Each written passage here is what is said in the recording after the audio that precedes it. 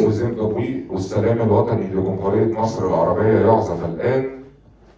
بلادي بلادي بلادي لك حبي وفؤادي. الله الله الله.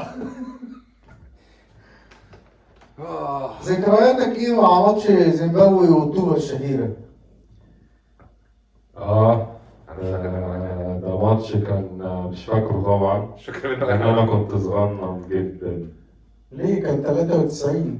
93 ماشي، كان 8 سنين لسه ما كنا بنلعب زيمبابوي ولازم نكسب. بسم الله الرحمن الرحيم. الجول الاول اشرف قاسم من ضربة جزاء، والجول الثاني حسام حسن. هو ألف شكر. شومر عشان عجوز عننا كبير عننا صح. ايوه فيفتكر. انا كان عندي 10 سنين. بسم الله. توقعاتكم قبل الماتش شومر؟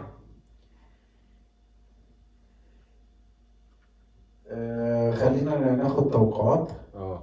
يلا بينا. كابتن بيسو 1-0 بالكتير. قول لمين؟ لمصر طبعا. يا حبيبتي يا مصر. كابتن تاسو. انا اتوقع 3-0 او 3-1 لمصر ان شاء الله. يا ريت. انا برضو 1-0 او 2-1. خلينا يعني نقول 2-1 عشان نبقى مختلفين. الشناوي هيدخل فيه جوان يعني؟ اوه ده هو انا اساسي واحد ده عشان عامل حساب الشناوي. ان شاء الله نخرج من الماتش ده فرحانين باذن الله. يبقى تاسو 3-1، 1-0. باسم 1-0، انا 2-1. كلنا مصري. ان شاء الله. واحد مصري اكيد هيشجع ايه؟ كل الناس بتقول يا رب يا رب. يا رب. كل الناس بتقول يا رب يا رب. لا ما قلتش يا رب. مش من قلبك، مش من قلبك. يا رب. ايوه كده هو ده اللي احنا عايزينه يا جماعه. خلينا نقول التشكيل بسرعه. الشناوي في حراسه المرمى، من اليمين للشمال محمد هاني، ياسر ابراهيم، حسام عبد المجيد، محمد حمدي. نص الملعب 3 نلعب 4-3-3. نص الملعب مروان عطيه وجنبه حمدي فتحي وقدامه امام عاشور. في المقدمه محمد صلاح وتريزيجيه وعمر مرموش بيلعب مهاجم صريح. تي تري تي تي مصر. تي تري تي تي مصر. تي تري تي تي مصر. تي تري هما مش تي منعوا تي. الموزيلا يا كابتن. وجود حسام حسن بره ده اكبر ثقه ان العيال دي ما او فرقتنا يعني ما يبقاش فيه تراخي. وهو ده السبب اللي احنا اصلا يعني انبسطنا لما جابوا حسام حسن عشانه. بالظبط كده. يا ترى مخبينا ايه في اجندتك يا كابتن حسام؟ اهي حلو. يلا افتحوا له صلاح معاه. ده صلاح. يلا بقى. حد بقى صلاح. يا حسام. ايه ايه يا حسام؟ الحمد لله اتحسبت فاول لينا. كورة حسام عبد المجيد اخر واحد في الملعب، ومش عارف هو كان عايز يعمل ايه بصراحة. لا هو زي بس هي فيها فاول طبعا. تمام. شد حيلك يا حسام، جات لك الفرصة اهو تلعب اساسي. طب ما هو يعني ما لعبش ربيعة ليه؟ ما هو كان بيعتمد على ربيعة المدافع الاول بالنسبة له جنبه اي حد. انا غريبة بقى النهارده. انا كنت مقلق من ثنائيه ربيعه وياسر دي لانها كانت هتبقى بطيئه جدا بصراحه. فانا شايف ان كده احسن. بس هي متجانسة اكتر من ياسر وحسام عبد المجيد ما لعبوش مع بعض تقريبا. بالظبط. بس كانوا هيبقوا بطاء جدا، بالذات ربيعه. انا مستواه حلوه تريزيجيه قوي. يلا يا مان. يلا يا مان. يلا يا مان. يا راجل يا راجل حرام. غريبه. جملة لولبية جديدة. الجملة دي جديدة. اوفسايد. تقول لي مين يعمل احسن كوره زي دي؟ اقول لك ربيعه. ربيعة؟ ده امتى ده؟ والله ربيعه كان بيعملها كتير قوي في الاهلي اصلا. احسن واحد كان يعمل من المكان ده ولا من ورا؟ يعني ماشي من ورا صدقك، انما لعيبه من التلت يعني اللي قدامي ما كنتش عنده حساسيه في الملعب. كابتن بيسو 5 دقايق يعني ماشيين كرة على الارض كويس. روح يا صلاح. جول الاول يا لهوي ايه ده ازاي دي؟ ايه تريزيجيه الهيد ده؟ هي الحارس شالها ولا جت شالها من على الخط وهو واقف. انا قلت جول اصلا. ما هي خلاص ده جوه ال6 ياردة. تضيع ازاي دي؟ ايه ده؟ يعني الهجمات بتنتهي ازاي؟ قربنا. ايه يا إيه عم ده؟ ده ما لمسوه. ايه ده اصلا؟ الحكم بيحسب فاولات غريبة. الله ومدد يلا يا ابني عدل. شدي حيلك يا بلد، ها ما تقطع من اخلص. يا راجل. يا نهار ابيض. ايه الفرص دي؟ لسه ها ده مين ده؟ صلاح صلاح برضه؟ مرموش الاثنين. الأولى صلاح والتانية مرموش. حرام الفرص دي هنندم عليها يا جماعة.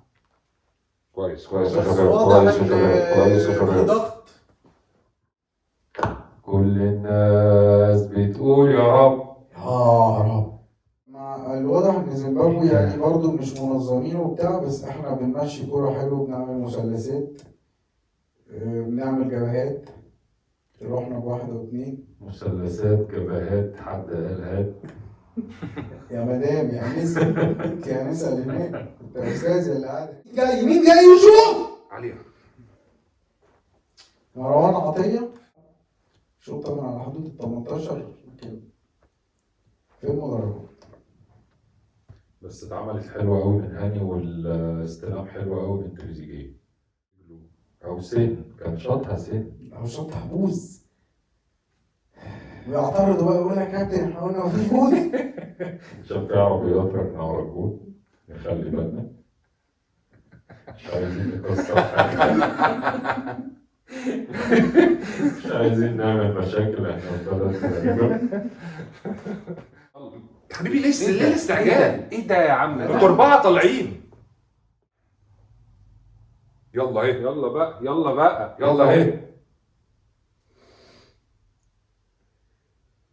يلا يا يلا يا امو. امام يلا يا امام. حلوه ها، حلوه دي اهي. ايه يا امام ده يا امام ما ده؟ تستلم، وقف واستلم براحتك يا راجل ده انت لوحدك خالص. حلو يا صلاح، حلو يا صلاح. هو ما توقعش ان هي تعدي من المدافع. هي ملهاش لعيبها مبرر مرة كده واحدة بصراحة. وحشة أوي بصراحة. هو ما توقعش ان هي تعدي، وغصبت رجلك وشغل استلم مبتدئين. ووقف وحط أرضه في البعيدة. محدش هيقول لك أنت افتح بتعمل بدري بقى إيه. يا جدعان والنبي. شغل مبتدئين. إين يلا بيضة تالتة.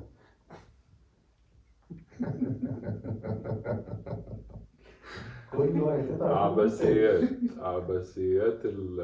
عباسيات شوبر. زي رباعيات شاهين كده. الله، هم عايزين يجرجروا الكل كده يا بابا. انا ايه ده؟ يا عبطة يا عبطة كابتن لطيف في ماتش الجزائر يا 89. عبطة هم طبعا عايزين محدش ينسى. يجرجروكوا. يا عبطة هم عايزين يوصلوا الماتش كده. حسام يا حسن امسك يا حسين يا تاسو. ليك يا هاني. مش ممكن يا هاني، مش استر ممكن. يا رب. الحمد لله بعدت خلاص راحت. لا لا لا لا لا. الحمد لله. ايه الله ايه الحمد لله. دربكة ملهاش أي معنى. مش عارف محمد هاني بصراحة بيعمل إيه. المدرب صيني. وإيه الكرافته اللي هو ده كوري، شكله كوري. بيعمل فرح في اه قاعة اللؤلؤة. وكده والبس حاجه حلوه. دي اشهر حاجه في زيمبابوي. حاجه بسمبابوي. اشهر واحد في زيمبابوي. يا نهار ابيض. يا نهار يعني كل الفرص دي وهم يطلعوا بواحدة. يا نهار ازرق. طلع اللي انت عايز تقوله كله، عشان انا لو طلعت هقول كلام وحش. يعني دوري المدارس. الواد استلم ولف وحط الكورة بشماله ضعيفة وبراحته من غير أي إزعاج من أي حد. للأسف لف بحسام عبد المجيد. لا حول ولا قوة إلا بالله. قلت لكم فيها جون فينا. أيوة، لعل وعسى ان احنا احنا متوقعين جون فينا بس مش ما مش يبقاش هما هو اللي الأول يسجلوا يعني. الأول يعني. عدت من إيه ده؟ قدامه ايه العبط ده يا جدعان؟ وحش أوي. والواد لف إيه ده؟ واستلم لف ازاي يعني؟ الجاتوه ازاي يعني؟ اتساب براحته خالص. ايه ده؟ وياسر هو مين اللي راح بيتمرمط في سلم؟ مين اللي الأرض. رمى نفسه الرمية دي؟ ياسر. ياسر. ايش النوي ده؟ اللي يغيظك ان كان شكلنا كويس قبل الجون يعني وصلنا بثلاث احنا اربع اول 10 دقايق مضيعين مضيعين 3 اجوان اكيد يعني. 3 اجوان صراح يعني. إن شاء الله هنرجع، إن شاء الله هنرجع. لا حول ولا قوة إلا بالله. لا حول ولا قوة إلا بالله. لسه بدري لسه بدري. ان شاء الله خير.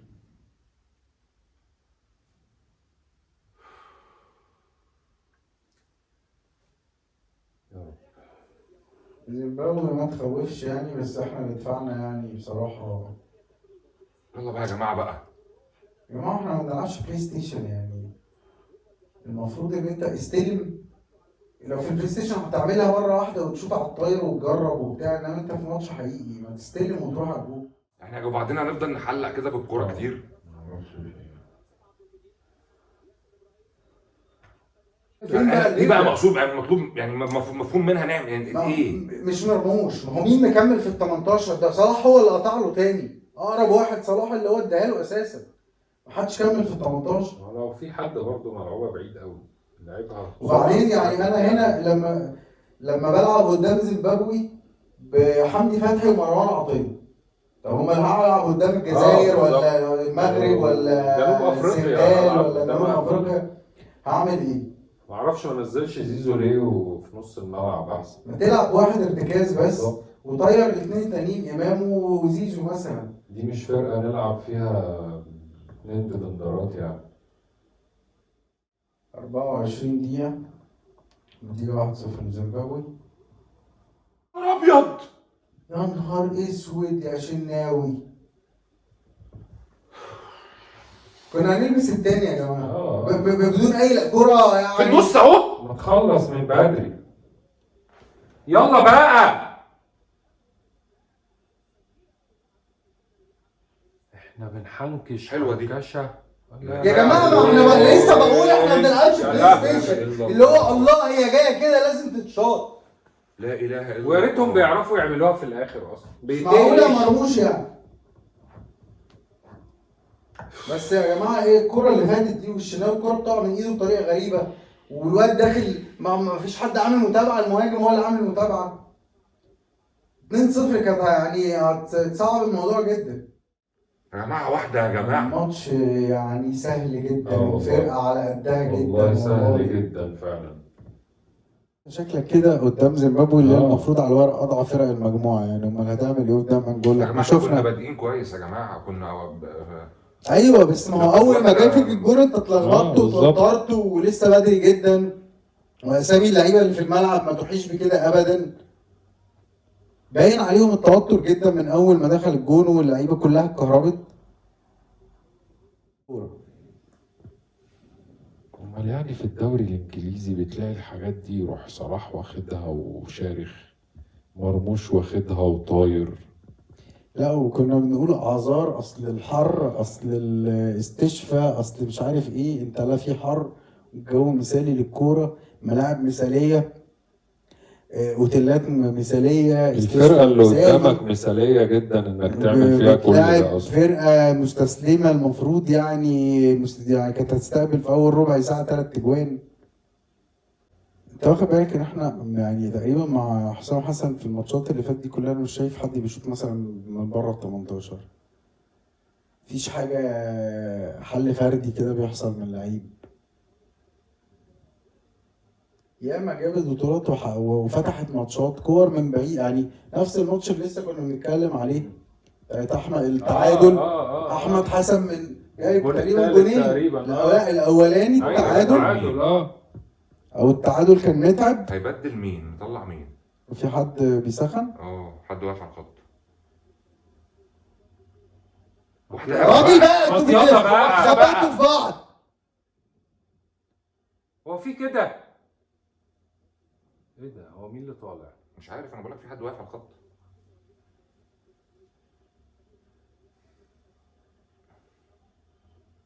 انا اعتقد انه تبديل ممكن في نص الملعب، ممكن يبقى زيزو، او لو ما حد اعتقدش اتصاب. حد اتصاب، ما كلهم ما فيش واقفين. حد واقع. يلا بقى. ها يا نهار ازرق. ده مصطفى محمد. مصطفى محمد يبقى هيطلع حمدي فتحي. يطلع حمدي فتحي. نلعب مش عارف ليه باثنين انا مهاجمين حاسس ان هو هيطلع امام. او لا ما اعتقدش امام عاشور. يبقى انت عملت ايه؟ عملت ايه صحيح؟ انت ضيعت كمان نص الملعب منك اكتر. امام ايه ده؟ مش قلت لك باين عليه. طيب أنا حسيت. هي غلطة تشكيل بقى من الاول، لما امام مش جاهز. ما هو انت اللي ما جهزتوش، ما انت كان عندك الفرصه تسيبه المنتخب التاني ولا تلعب ماتشات. لا جهزت ولا عملته، جاي تلعب بيه اساسي اول ماتش. الواد مش عارف يباصي فعلا. هو ربنا يستر بس ما يكونش فيه تجدد اصابه ولا حاجه. اصل انا ما اعتقدش انه حتى لو مستواه سيء هطلعه بعد نص ساعه. بالظبط يعني. كده هينزل تريزيجيه مكان امام في نص الملعب، ومرموش يروح شمال، ومصطفى محمد بالظبط يلعب 9. يا رب يا رب بقى، يا رب بقى. فاكر اخر ماتش اتفرجنا فيه على منتخب مصر مع بعض كان امتى؟ كان ماتش 6-1 مصر وغانا. دي ذكرى ذكرى نايلة. انا كنت ناسي منك لله. انت بتسأل ليه؟ 2018. ايوه بس انا شفتهم في البيت. يلا بقى. ادينا حاجة بقى يا اخي، ادينا حاجة. هي العيال كلها بتنهج ليه كده؟ كرشة النفس. بص كونسولتو على الدكة ما شاء الله 4-5 واقفين جنب كابتن حسام، كل واحد بيقول له هنعمل ايه يا كابتن؟ يا ترى قال لهم العمل عمل ربنا. دقيقة 42 وفاول على حدود ال 18 هوب تلبس التاني يبقى عليه العوض ومن العوض. اللي يغيظك ان انت هتصعد من المجموعة دي. حتى لو خسرت الماتش الاولاني ممكن تلاقي نفسك ب3 نقط في اخر ماتش. منين انت؟ ما انا بقول لك لا، ما انت لما خلاص يخسروا ماتشين اللعيبه الجمهور مش هيرحمنا، ينزلوا يموتوا نفسهم اخر ماتش. كسبت بجون صدفه ولا حتى جايين نفسهم هتصعد ولا حاجه، وتعشم نفسك تاني. وكل بطوله نفس الكلام هو بنقعد نكرره. ما تخش بقى، هيشاور لك اكتر من كده ايه؟ وحتى لو فيها دي من 3 واخده تريزيجيه من بره يعني. يا جماعه هو انتوا بتستغفلوا عقولنا يعني ولا ايه؟ ده في زمن الفار في حد لسه بيعمل الحركات البلدي دي؟ يلا بقى يا لهوي يا يعني ما هو مرموش، صلاح، مصطفى محمد، لعيبه بتلعب في دوريات اوروبيه يعني يا جماعه. مش معقول الجون كله فاضي قدامك. ايه ده؟ انت لو بتلعب رجبي عارف اللي بيثبتها له دي ويجري يشوطها فوق العصايه في الرجبي؟ ايه ده؟ دي كده بالظبط. مش معقول يا جماعه بجد. ايه دي؟ ندي كام دقيقه يا جماعه عشان انا مش شايف. 4.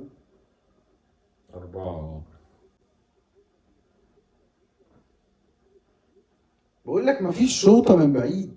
واحده بقى. دي اول واحده ايه؟ ولا بتاعت مرموش بس اللي قبليها برضه؟ يا ريته مشهور. ليه حلوه. ما هو لازم انت انت التكتلات مش عارف دي توصل يا تاسو. ملهاش حل غير تفكها ده. ازاي؟ طيب ينتهي الشوط الاول بتقدم زيمبابوي 1-0. نرجع له ولا الله نرجع لكم الشوط الثاني مع بداية الشوط الثاني، ويا رب يا رب نرجع بدري عشان العصبية ما تزيدش. في تغييرات حصلت بين الشوطين ولا مفيش؟ ما اعتقدش ان في تغييرات حصلت. انا شايف محمد حمدي حمدي موجود. لسه بيلعب، ده من الناس اللي كان لازم تتغير. بالظبط. ونزلت مهاجم، فانت ما عملش اي اضافه، بالعكس انت المفروض تشيل من لعيبه الدايره وتطلع لعيبه تخش ال 18 اكتر. ما شفناش حمدي فتحي لحد دلوقتي دخل ال 18 تقريبا في الكوره. خلينا نشوف ايه اللي هيحصل. اديله انذار يا عم. ايه العبط ده؟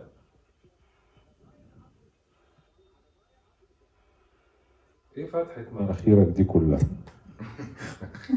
بص مش عارف يمشي بالكوره. يا لهوي يا لهوي، والله ما عارف يمشي بالكوره. ايه رأيكم في مستوى صلاح في خلال الفترة اللي اتلعبت من الماتش؟ والله هو صلاح وكل اللعيبه مفيش حد فيهم ظهر تقدر تقول والله ده احسن واحد حتى في منتخبنا احنا. يعني كوره، يعني فاول زي ده يتلعب بالمنظر ده؟ مفيش اي فكرة في تنفيذ اي حاجة. شد حيلك يا بلد. يلا بقى. طب دي مش في ايده، يعني دي اللي ممكن. غريبة بقى انه في كل الماتشات اللي فاتت للمنتخب كان بيلاعب زيزو اساسي. يعني ما لعبتوش ليه؟ ما بدأتش بيه ليه؟ الدقيقة بقت زي ما 60 وانت بتلعب. مستني ايه على التغييرات؟ ولحد دلوقتي احنا مش فاهمين تغيير امام بصراحة.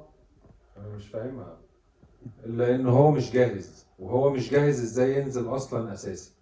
يعني هي ملهاش معنى غير كده، ان هو امام بدنيا مش جاهز اصلا يلعب، فعلى اساس ايه نزل في التشكيل الاساسي؟ صعبنا على الحكم بتاعنا.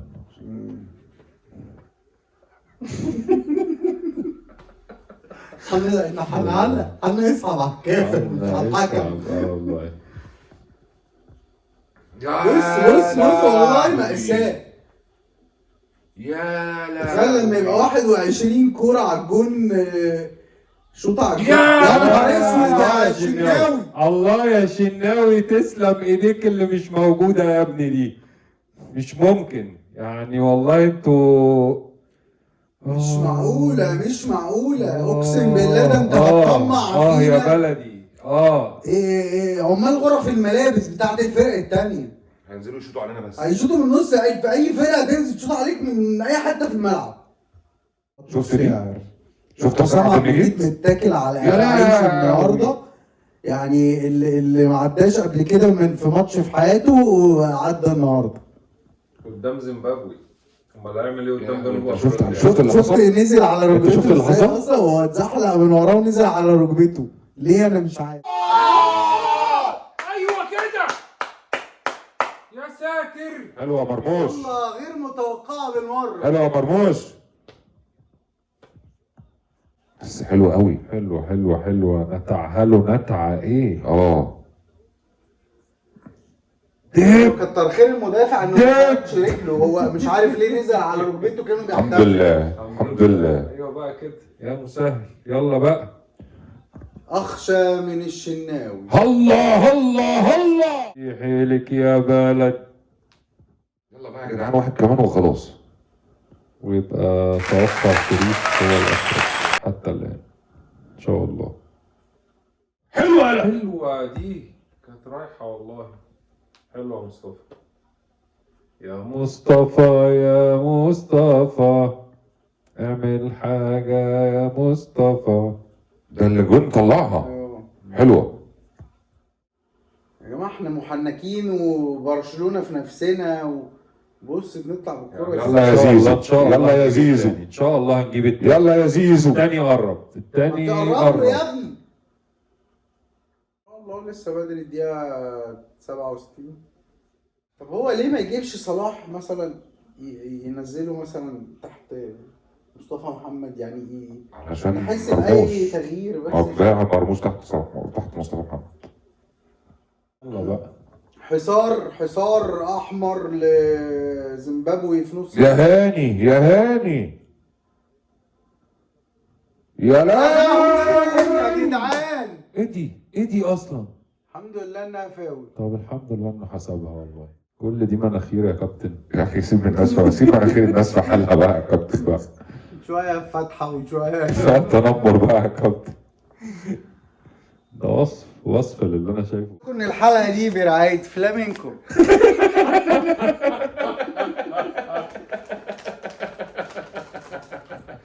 تحية كبيرة أوي أوي أوي أوي لشركة فلامينكو، من غيركم. القعده ما تنفعش من غيرها.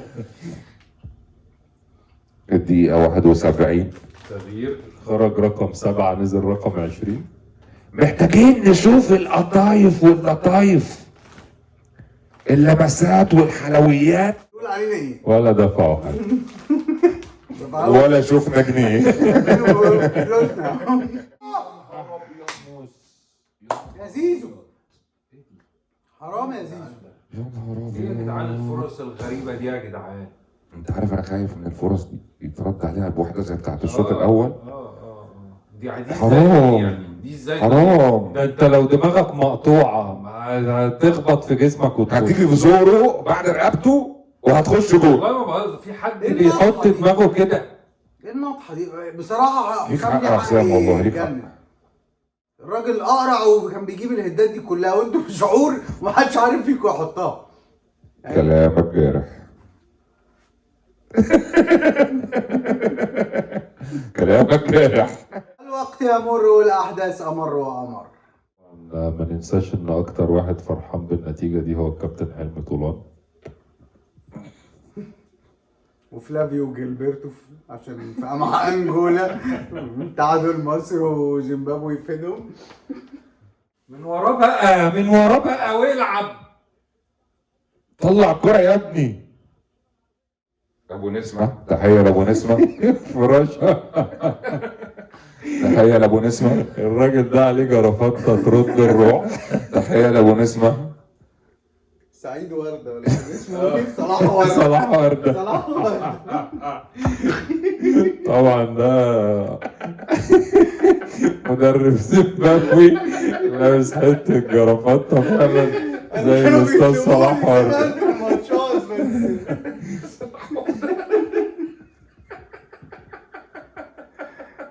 حد فاكر بقى كان الاغنيه اللي طلع غناها في الفيلم؟ نفسي البس ماريالا. مريالة ايه يا جدي؟ انزل بقى. عندهم متلازمة الار 2. الجناحات بتاعت مصر بقى عندها متلازمة الار 2، كله عايز يعمل ار 2. شكرا للسيد المواطن. دقيقة 78. ناقوس الخطر يدق. محدش كان يتوقع بصراحة الأداء ولا الأداء الشكل ولا ده النتيجة ولا يعني. أي حاجة. احنا بنعاني قدام زيمبابوي. بس والله. نسأل سؤال كده قبل ما الماتش يخلص في الدقيقة 80. الفرص اللي بتضيع دي كلها، هل حسام حسن مسؤول عن الأداء دوت ولا هي تسرع لعيب؟ هو حسام حسن موصلك للجول.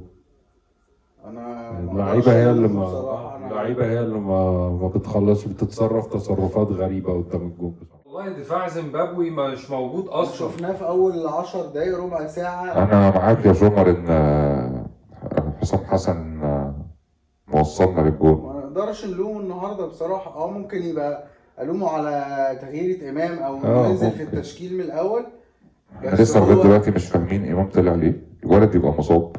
وجا برضه جزء تاني مش ان انت فاهم بتلعب ب 2-6 لحد الدقيقه كان تقريبا كام 60 ولا حاجه و60 اكتر كمان. مش فاكر تغيير بالظبط. زيزو امتى وابراهيم عادل مش بعيد يعني. اه وسايب اتنين في نص الملعب في فرقه اصلا بتلعبك على واحده وكل فين وفين. وبصراحة كل الفرص اللي جت على الشناوي كل تصرفاته كانت سيئة. كل الكور بتقع من ايده، ما مسكش واحده. مفيش واحدة منهم صح. ما مسكش واحده النهارده. دي علامة استفهام كبيرة أوي بصراحة. احساسي ان مفيش لا تنظيم ولا اي حاجه، وكمان مفيش عدل في الملعب. احنا طالبنا وقلنا وركز يا شناوي واعمل، مش بنشيله الماتش ولا الجول النهارده برضه عشان نبقى منصفين. هو كده يا جماعة مفيش ولا عدل في الأهلي ولا في عدل في المنتخب. انا ده الغريب الواحد مش قادر يفهمه. ودينا بنتكلم واحنا هو مش سبب في جون ولا سبب في حاجه ولا خرجنا من بطوله. احنا بنتكلم دوت في اي وقت وطول الوقت. النهارده اتشاط عليه 4 كور، واحده دخلت و3 لما وقعوا من ايده. انا بصراحة ما شفتش منتخب مصر بيلعب كورة من بعد حسن شحاتة. كل الفترة اللي بعد حسن شحاتة دي انا ولا كيروش ولا حتى كيروش ما كانش بيلعب كورة يعني. ككوره واداء، انما كنتائج وعملنا عمل نتائج بس ما ككورة تلعب كورة، لا ما كنتش بتلعب كورة. سيبي وفوزي لغشع جايين يقولوا ضيعنا الساعتين كنا عملنا فيهم حاجه قافله. كنا عملنا اي مصلحة على القارة واحنا قاعدين. كنا خلينا كاس الامم كل 9 سنين. جول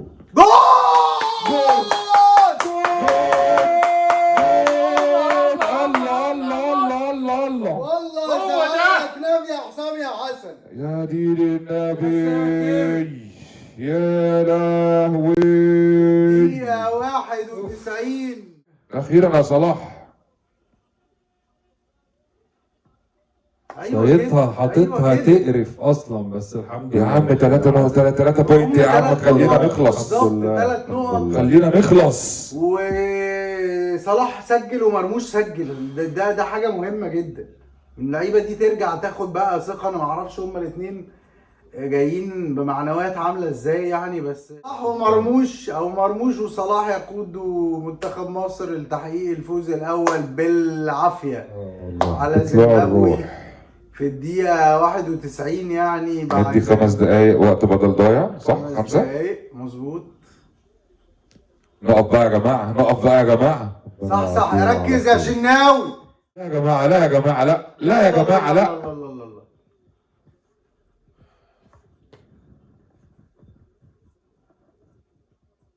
الله. حلوه. يلا يا رجاله، هانت. ما هو مش المفروض ان احنا نقعد بالقلق ده والتوتر دوت قدام زيمبابوي في اول ماتش في المجموعه قدام زيمبابوي يعني. الحمد لله. اسهل فرق المجموعه اساسا. دي انجولا النهارده عملت ماتش مع جنوب افريقيا، وفي الاخر جنوب افريقيا كسبت.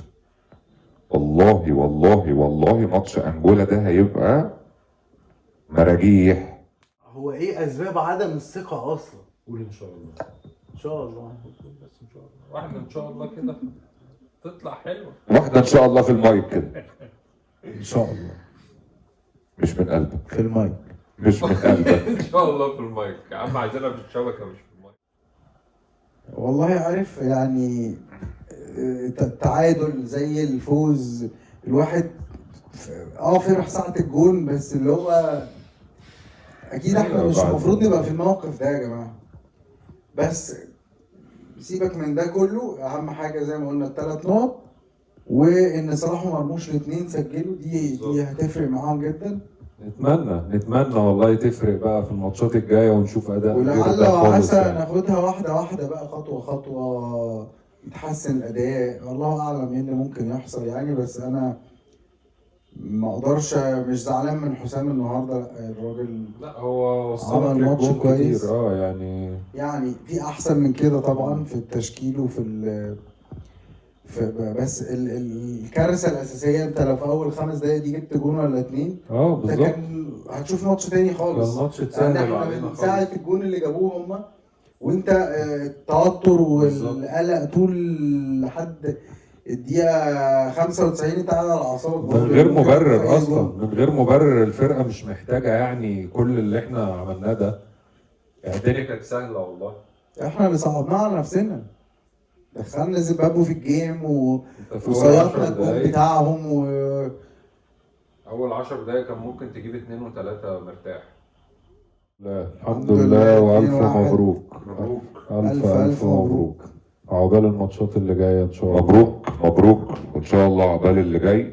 وكنا نتمنى بدايه احسن من دي، بس الحمد لله. لا احنا الحمد الحمد لله. لله. أنا بقول لك الحمد لله. 92 ولا 91 الحمد لله. انقذنا وانقذهم من توتر كان هيزود العبء عليهم اكتر. الحمد لله. الحمد لله. طيب حابب تقول حاجه قبل كده؟ انا حابب اقول ان توقع سومر هو الف مبروك، وان شاء الله اللي جاي احسن يا رب. نشوفكم في الرياكشنات اللي جايه ان شاء الله باذن الله. سلام عليكم.